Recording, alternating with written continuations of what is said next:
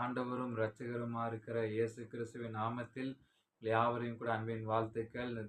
இந்த மார்னிங் மன்னா என்று சொல்லி தின தியானத்தின் மூலமாய் இந்த நாளிலே உங்களை சந்திப்பதில் மிகுந்த மகிழ்ச்சி அடைகிறேன். காலையிலே 20/11/2025 கர்த்தர் இந்த நாளுக்குரிய வார்த்தை ஆபிரகாமின் வியக்க வைக்கும் விசுவாசம். எடுத்து வாசிப்போம்.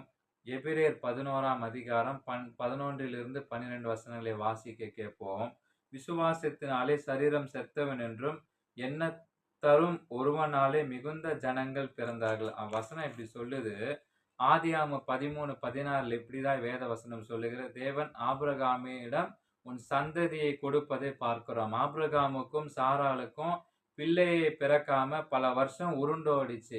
ஒரு நாள் என்ன பண்ணாங்க, ஆண்டவரே எனக்கு என்ன தருகிறீர் அப்படின்னு, நான் பிள்ளையாலாம் இருக்கிறேன் என்று சொல்லி ஆபிரகாம் ஆண்டவரிடத்தில் விண்ணப்பம் செய்கிறான்.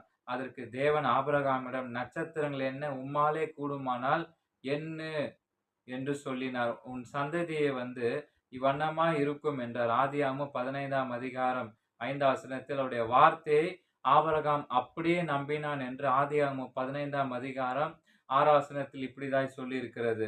ஆனா விசுவாசம் என்று சொல்லி தக்கதான எபிரேய வார்த்தையை சார்ந்து கொள்வது என்னன்னு சொன்னா, அதாவது சூழ்நிலைகள் தோல்வியாக தோன்றினாலும் அது விடாய்ப்பிடி அவரை நம்புவது என்று அர்த்தப்படுகிறது என்று சொல்லி, 1 வருஷம் 2 வருஷம் அல்ல, 24 வருஷம் கடந்தது.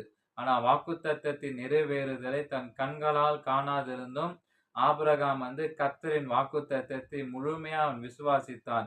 அவனுக்கு மிகப்பெரிய சவாலா இருந்திருக்க வேண்டும். ஏனென்று சொன்னால், சாராளுக்கு பெண்களுக்கான வழிபாடு நின்று அநேக வருஷத்துக்கு மேல ஆயிடுச்சு. ஆபிரகாமுடைய சரீரம் செத்து போயிருந்தது.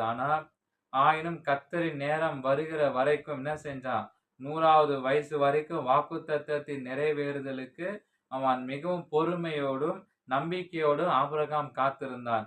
ஆனா கர்த்தர் நிச்சயமா ஆபிரகாமுடைய விசுவாசத்தை கனப்படுத்தினார். ஆகவே தான் அந்த அற்புதம் ஆபிரகாமுக்கு நிகழ்ந்தது.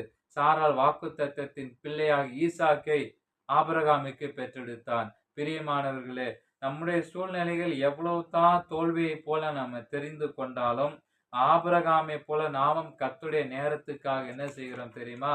காத்திருந்து அவரையும் அவருடைய வாக்குத்தத்தத்தை நீங்கள் விசுவாசிக்கிறீர்களா?